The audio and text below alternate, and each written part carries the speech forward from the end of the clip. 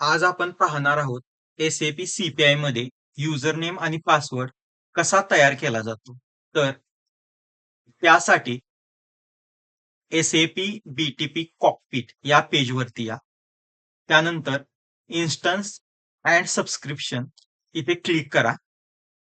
Click केल्यानंतर create बटनवर click करा.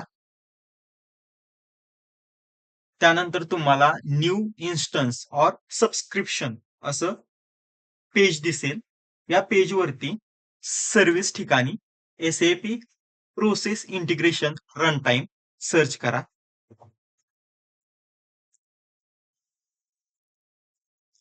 त्यानंतर प्लॅन मध्ये इंटिग्रेशन फ्लो हे सिलेक्ट करा. इन्स्टन्स नेम जे तुम्हाला हवं असेल ते द्या.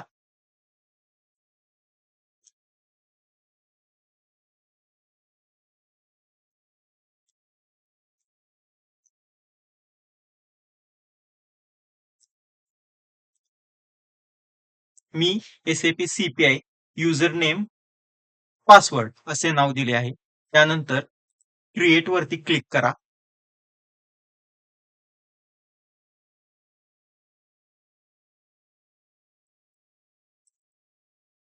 इन्स्टन्स वरती जावा. इन्स्टन्स इथे तुम्हाला दिसेल की क्रिएशन इन प्रोग्रेस.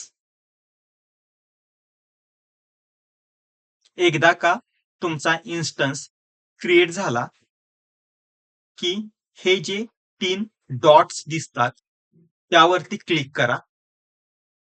त्यानंतर इथे क्रिएट सर्व्हिस की हा ऑप्शन आहे. क्रिएट सर्व्हिस की वरती क्लिक करा.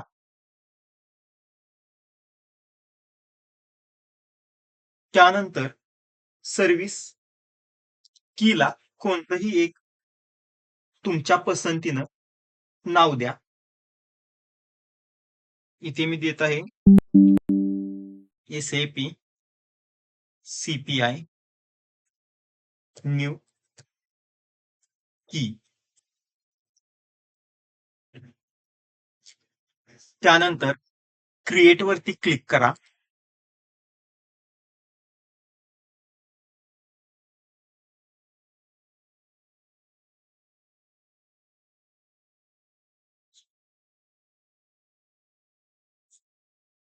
इथे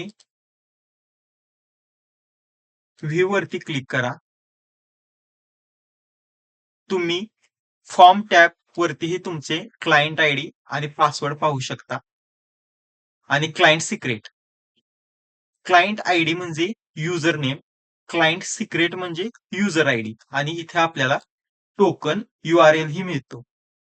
हेच तुम्ही जेसॉन मध्येही पाहू शकता आणि ही फाईल तुम्ही डाउनलोडही करू शकता. अशा पद्धतीनं आपण सर्व्हिस की through client ID, client secret आणि टोकन URL कसा क्रिएट करावा हे शिकलो.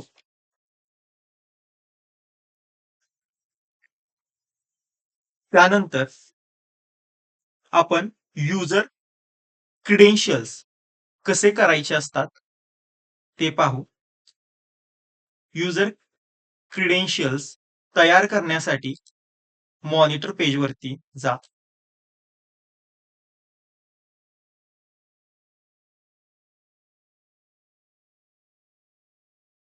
मॉनिटर मध्ये इंटिग्रेशन आणि APIs मध्ये जा.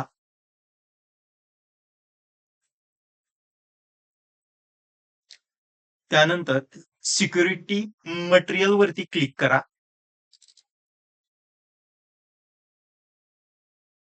सिक्युरिटी मटेरियलच्या आत आल्यानंतर इथे क्रिएट वरती क्लिक करा आणि युजर नेम क्रेडेन्शियल्स वरती क्लिक करा. इथं नाव द्या CPI प्लेन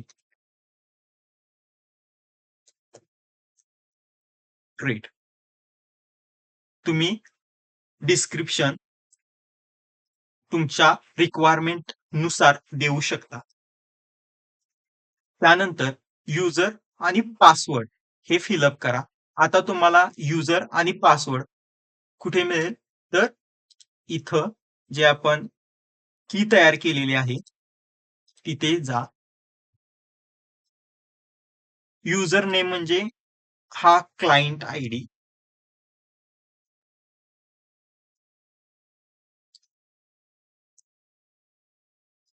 त्यानंतर पासवर्ड म्हणजे क्लायंट सिक्रेट.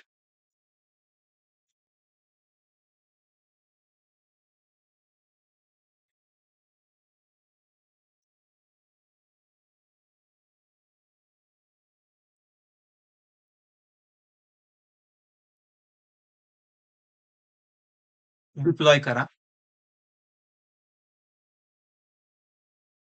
अशा पद्धतीनं तुमचा युजर क्रेडेन्शियल्स तयार झालेला आहे. त्यानंतर पाहू ओ ऑथ क्लायंट क्रेडेन्शियल्स कसा तयार करतात. त्यासाठी क्रिएट वरती क्लिक करा. त्यानंतर OAuth two client credentials वरती क्लिक करा. इथं तुम्ही नाव देऊ शकता तुम्हाला पाहिजे ते. पण मी इथे देतो ओ ऑथ सीपीएल. त्यानंतर डिस्क्रिप्शन देऊ शकता. तुमच्या रिक्वायरमेंट नुसार डिस्क्रिप्शन द्या. त्यानंतर टोकन सर्व्हिस URL हे सुद्धा आपल्याला येथूनच मिळेल. Token URL.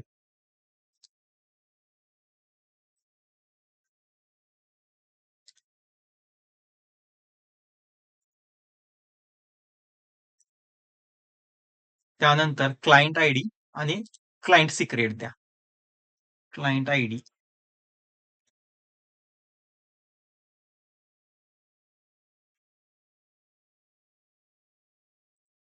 आणि क्लायंट सिक्रेट.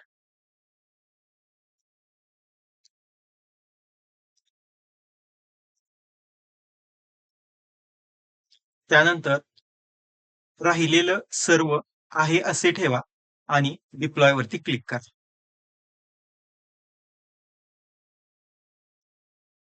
अशा पद्धतीनं आपलं